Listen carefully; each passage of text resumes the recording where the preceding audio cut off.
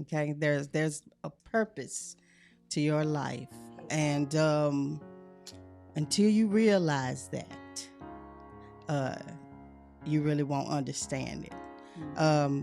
I can honestly say that I probably shouldn't even be here.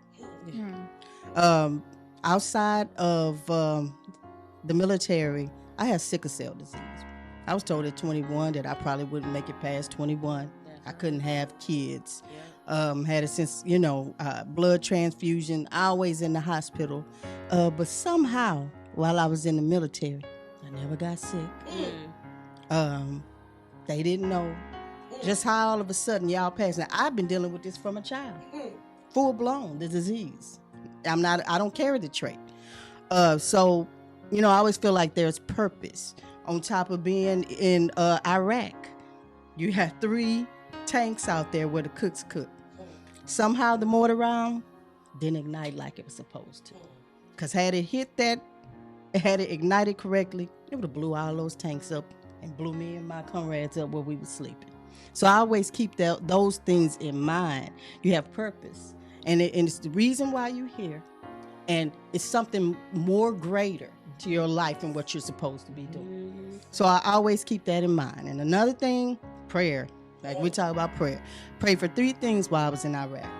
I prayed for my safety, make it home to my children, and for me to always stay in my right mind. I have issues, but I'm in my right mind.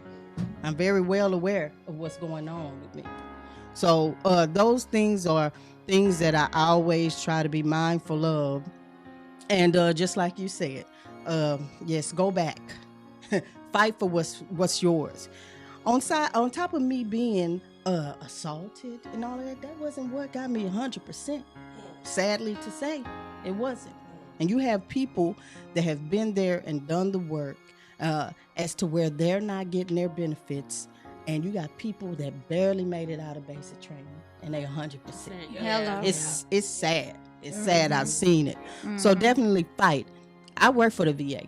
It took a veteran almost killing himself dealing with me for me to get my 100%. That's what it took. So you definitely have to fight, and fight for your life. For those people that need to know, if you're dealing with issues, fight for your life, because there's purpose. I mean, also, my interaction with people that don't understand the military sometimes, it kind of makes me a little angry, but for the most part, those are my triggers. And so where did you go and seek help?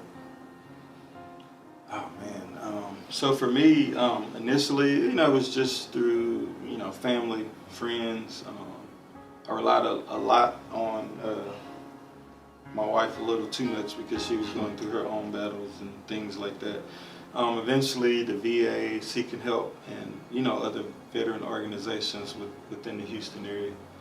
That's where I went. But I'd say overall, the most prayer, meditation, kind of getting back in the church and being around positive people, people who I wouldn't feel like I was being judged if I did share something. I kind of went into details about certain things. Just for the most part, people who I felt like I can trust. Those are my biggest helpers.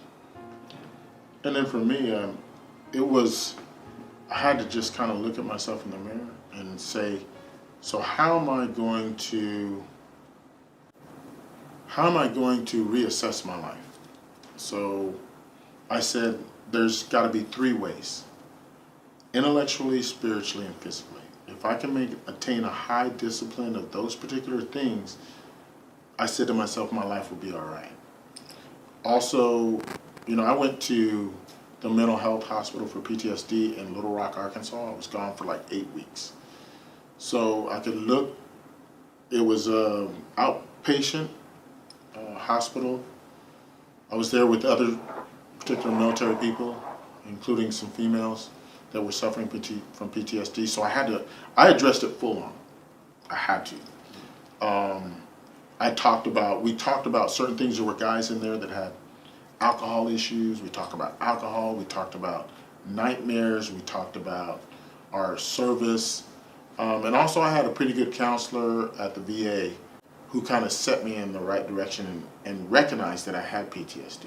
He's the one that recommended the hospital. So, and so, like to Mike's point, surrounding yourself by really, really good people.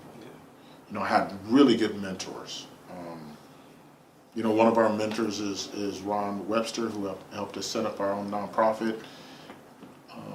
I also counted on my family, my mother.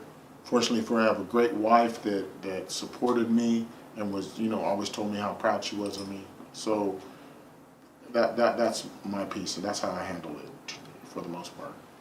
Okay.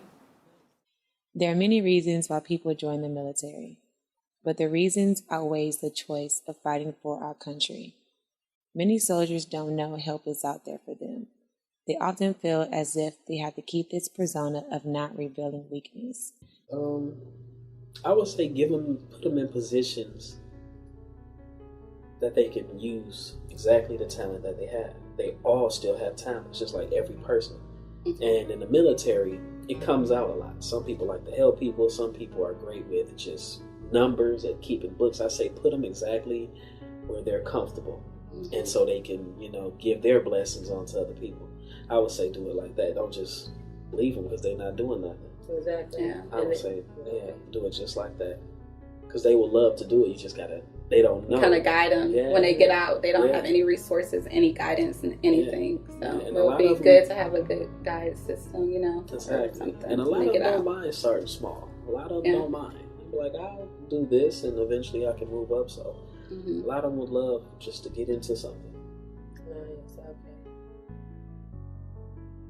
Okay. You suck it up, you know, you be strong, you hold your head up high. So it took me a long time to show that vulnerability, and I don't show it to everyone, you know, I don't, but I have a select group of friends that I let my guard down and that I trust them enough that I could be myself and I can share my story.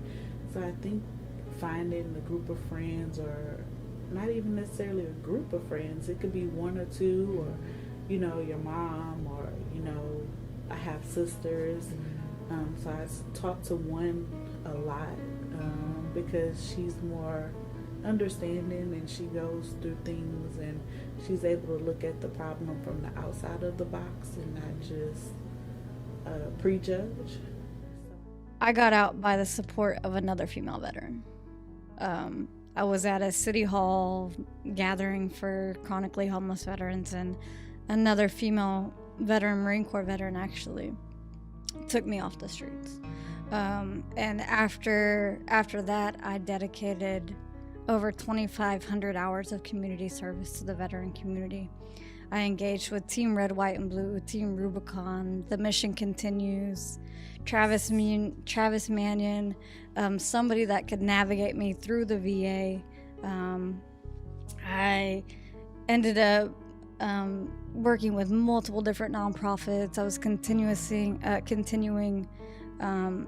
fallen members of the military, continuing their legacy, not forgetting about them, going to lay flags at memorial or lay wreaths at the memorial.